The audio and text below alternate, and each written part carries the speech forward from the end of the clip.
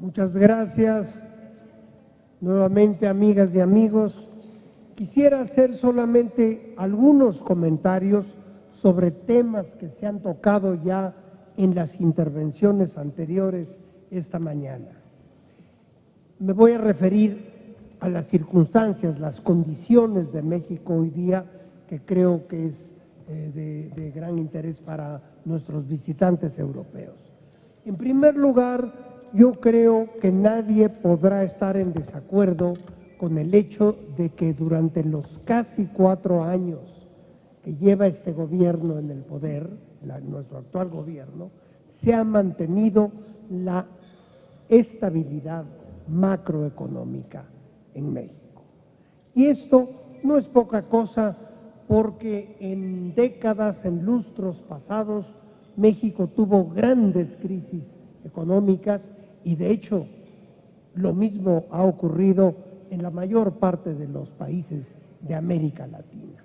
Entonces, en circunstancias extremadamente delicadas como las que ha vivido el mundo en los últimos años, México ha sostenido su estabilidad, su equilibrio macroeconómico, y me voy a referir a algunos cuantos elementos de esta estabilidad. La recaudación del gobierno federal ha aumentado entre 2019 y el presente alrededor de 11%. ¿Por qué? Porque por primera vez muchos de los más grandes capitales, tanto de individuos como de empresas, bancos, etcétera, han pagado impuestos. Este gobierno ha exigido que los mayores contribuyentes hagan efectivo el pago de sus impuestos, lo que no ocurría antes de 2018. Luego, el crecimiento ha sido en efecto bajo, por debajo de nuestras expectativas y de nuestros deseos, pero tenemos un hecho contundente que se atravesó en la gestión de este gobierno, y eso se llama la gran pandemia del COVID-19 que afectó al mundo entero y a México de manera que no fue excepción. Las remesas que México recibe de quienes habitan y trabajan en los Estados Unidos de Norteamérica han encontrado cifras récord en años recientes. Es otro factor de nuestra realidad económica, y hay un hecho que me parece que todos tenemos que tomar en cuenta y en que todos podemos estar de acuerdo. La moneda mexicana, el peso mexicano, no ha sufrido devaluaciones importantes, de hecho prácticamente ninguna, se ha sostenido en alrededor de 20 pesos por dólar desde el inicio del actual gobierno. Yo tuve ocasión de estar la semana pasada en Sudamérica y allí me di cuenta de lo que es la inestabilidad monetaria y lo que son las crisis, tanto monetarias como de inflación, por ejemplo. Y en el mundo de la economía, pues todos nuestros datos tienen que ser analizados de manera comparativa, creo yo. La inflación es ciertamente un problema en México, pero otra vez, comparativamente, si ponemos en comparación nuestra situación con la de los países del cono sur de América Latina o incluso con países desarrollados, veremos que una inflación de entre el 7 y 8%, quizá 8%, no es en el mundo contemporáneo una cifra extraordinariamente alta. Quiero referirme ahora a otra de las cuestiones que más preocupan a los propios mexicanos y a la comunidad internacional en relación con México, y es el asunto de la seguridad. Quiero expresar y espero que puedan ustedes, nuestros invitados, nuestros visitantes europeos, percibir que en primer término este gobierno heredó una situación de violencia y de desarrollo del crimen organizado sin precedente alguno en la historia de México. Esto se debe en gran medida a que los gobiernos anteriores a 2018, perdón, tengo la costumbre de la tendencia a decir 1900, será por mi edad, habrá alguna relación, perdón, los gobiernos anteriores a 2018 estaban, puedo hacer esta afirmación, en contubernio con el crimen organizado y de alguna manera maquillaban cifras, etcétera. Había una relación, como está ilustrado por el caso famoso de un ex director de la Seguridad Nacional que está en prisión en Nueva York en este momento. Bien, el nuevo gobierno del presidente López Obrador inició cortando cualquier pacto, cualquier arreglo, cualquier entendimiento con el crimen organizado y empezó a implementar una concepción nueva, que es atacar el problema de la violencia y del crimen organizado en sus orígenes, en sus causas.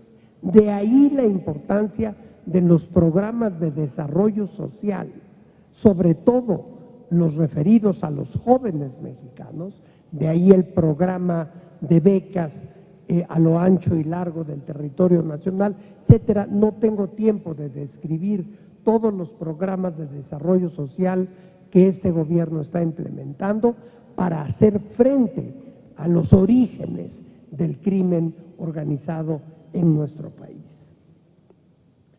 Se creó también, lo aprobamos en el Congreso mexicano, un nuevo cuerpo de seguridad que llamamos la Guardia Nacional, que apenas empieza su actividad en pleno, porque empezó creciendo poco a poco, y es muy pronto para valorar certeramente lo que va a ser la eficacia de este cuerpo, la Guardia Nacional.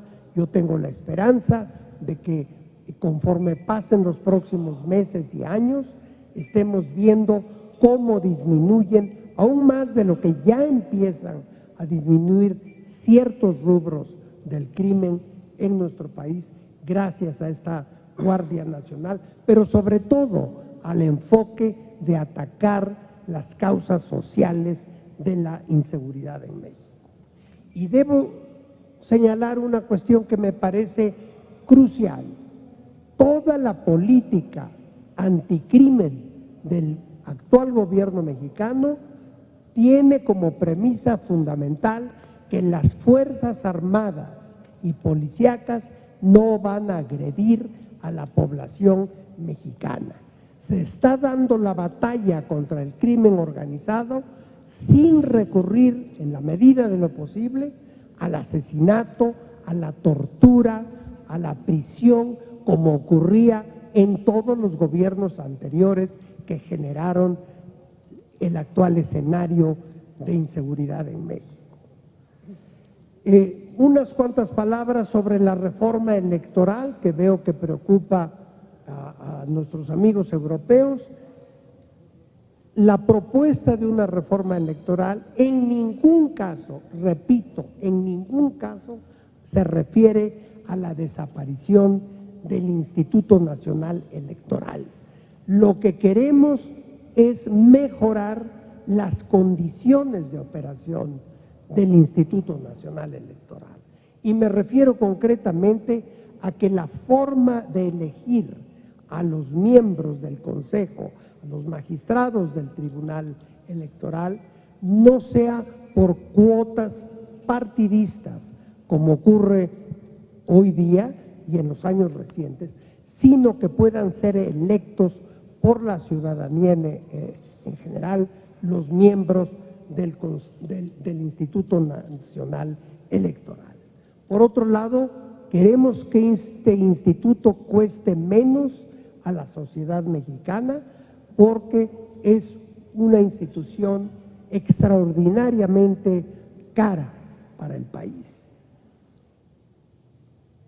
Y queremos también disminuir tanto en las prerrogativas de los partidos, el financiamiento a los partidos políticos, como el número de diputados y senadores que a nuestro juicio, me refiero al decir nuestro, al del partido del que soy miembro, por cierto, fundador, nos parece que es excesivo el número de diputados y senadores que hay hoy en el Congreso mexicano. Y lo malo de que sea excesivo es que también resulta muy oneroso para la sociedad mexicana.